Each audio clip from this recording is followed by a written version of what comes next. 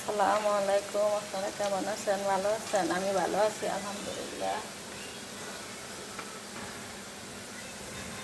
অল্প করে একটু রসুন দিলাম। কলা দিয়ে ইলিশ মাছ দিয়ে রান্না করবো।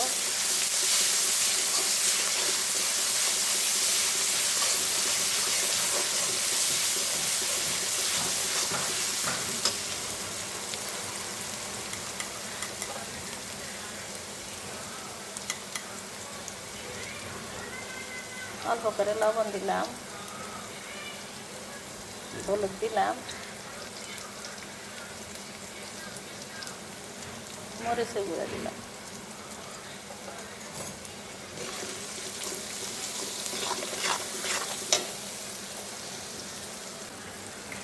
তার মধ্যে এই যে ইলিশ মাছ এখন জাল দিছি, কষিয়ে রাখছি। আমাদের আগে মারা এইভাবে যখন পিরিচ ছিল না, মানুষের কয়েক বাড়ি মিলিয়ে দুই একটা পিরিচ ছিল মানুষের, তখন অত অহরহ পিরিচ ছিল না। আমার মারা তখন দেখতাম এইভাবে জাল দিয়ে মাছ রাখতো। এখন আমি জাল দিয়ে রাখিয়া এখনই আমি রান্না করতে আসি।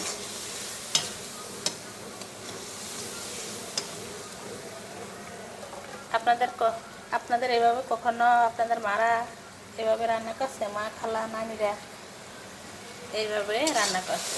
ইলিশ মাছ ভাজি না, অনেকে তো আছে ইলিশ মাছটা এখানে কষিয়ে তারপরে মাছটা উঠিয়ে তরকারি দেয়। আমি আমার মার মতো রান্না করলাম। আমি দেখছি আমার মা এইভাবে রান্না করতো,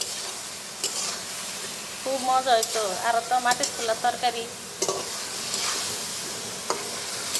এভাবে রান্না করতে। আগে ইলিশ মাছের স্বাদও ছিল, গ্রান ছিল অন্যরকম। আর এখনকার তো মাছের কোনো গ্রান নাই। দিয়ে দিলাম তরকারি ঝোল মাছ। এইভাবে কারা কারা রান্না করেন, কাদের মারা রান্না করেন, নানি খালারা দাদিরা আগে এরকমভাবে রান্না করতো। আমি ওইভাবেই রান্না করছি, দেখি কেমন লাগে। আমার মা রান্না করতে অনেক মজা হইতো, মজা লাগতো। দেখতে থাকেন। রান্নাটা জল কম মুখে দিয়ে দেখছি, অনেক মজা হয়েছে। এমনি তো রান্না করলে একটু গ্রান আসে না বাজলে, এটাতে কিন্তু একটু ইলিশ মাছের গ্রান কয়। আর দিয়ে দিলাম কয়টা কাঁচামরিচ ফালি। চুলা বন্ধ করে দিলাম। কাঁচামরিচটা এভাবেই হবে।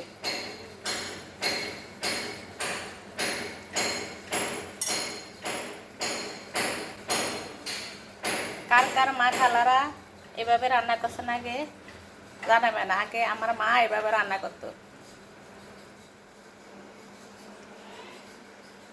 সবাই ভিডিওটি প্রথমে একটি লাইক দিয়ে ভিডিওটি দেখা শুরু করবেন। আর সবাই আমাকে দোয়া করবেন, আমি যেন তাড়াতাড়ি সুস্থ হয়ে যাই। অসুস্থ শরীর নিয়ে কাজ করি, উঠতে হয়, কী করতে হবে? আমার তো আর মেয়ে নাই, পিসি মেয়ে। কেমন হলো তরকারিটা জানাবেন কমেন্টের মাধ্যমে। আর সবাই ভালো থাকবেন, সুস্থ থাকবেন। আল্লাহ হাফেজ।